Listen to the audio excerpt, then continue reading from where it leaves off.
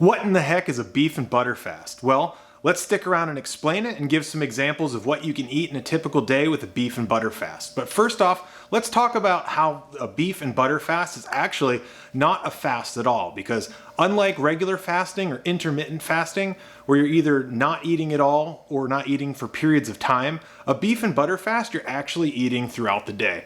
So what it really means is that you're abstaining from other foods for the most part, except for beef and butter. And there are a few exceptions that we'll cover as we go over a meal plan of what a typical day is like on a beef and butter fast. So why are people just eating beef and pieces of butter? Well, it's quite simple when you're thinking about a keto diet or a low carb diet in general, and especially for those people that struggle with calculating their daily macros and figuring out carb intake, fat intake, and protein intake. You have the beef, which is high in protein, as well as having some fat, but not being high enough in fat for a typical pure keto diet. Then you have butter on the other hand, which is pure fat, being added to the mix, which is increasing your ratios of daily fat intake, therefore bringing you up to a keto state and getting you into ketosis much faster. Typically, a beef and butter diet is only done for a period of about 3 days. Now, carnivores may do it for a prolonged period of time because carnivores will tend to just eat meat for a diet, but that's a little bit extreme, and that is a form of keto that's very pure and restricted. And I also think a good reason to only eat it for a short period of time is not only does it appear to be lacking a lot of key nutrients from not getting vegetables and other biodiversities, but also because it's quite bland and can burn you out very quickly. People will use this from time to time to enter ketosis quite quickly.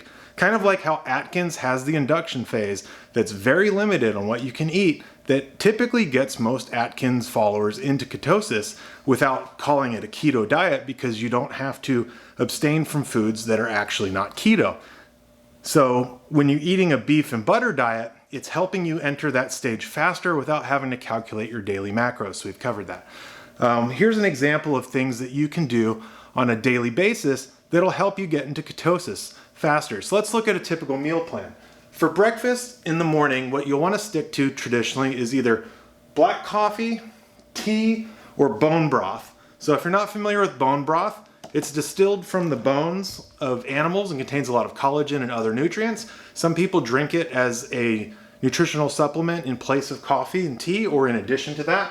But we want to add in some grass-fed butter, something like Kerrygold. I prefer the salted version for the electrolytes. It's really good as opposed to the unsalted version. Plus, I just have a personal preference that the salted tastes better. So that's really for personal preference. But that's an example. You would take 1 teaspoon or multiple teaspoons and add this to your coffee, your tea, or your bone broth.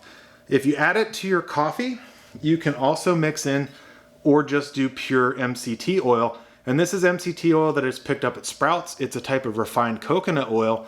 And just like the butter, you've got a nutritional breakdown, which is basically just fat. Now, MCT oil, tablespoon for tablespoon versus butter, is going to be higher in fat and also twice as high in saturated fat, because even though coconuts appear to be healthy, they are healthy.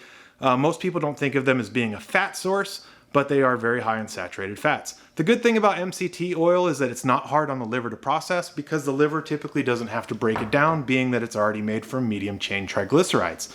So you're adding butter and or MCT oil to your coffee, bone broth, or tea, and that is your breakfast, plain and simple. So you're not starving throughout the day. It's not quite like intermittent fasting where you're just having black coffee or water.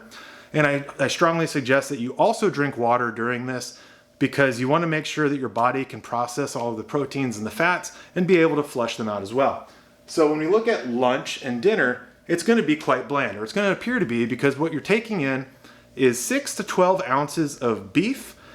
I prefer grass-fed beef. You can eat something like these ribeye steaks that come in. These are grass-fed, butcher cut. Or you could eat ground beef.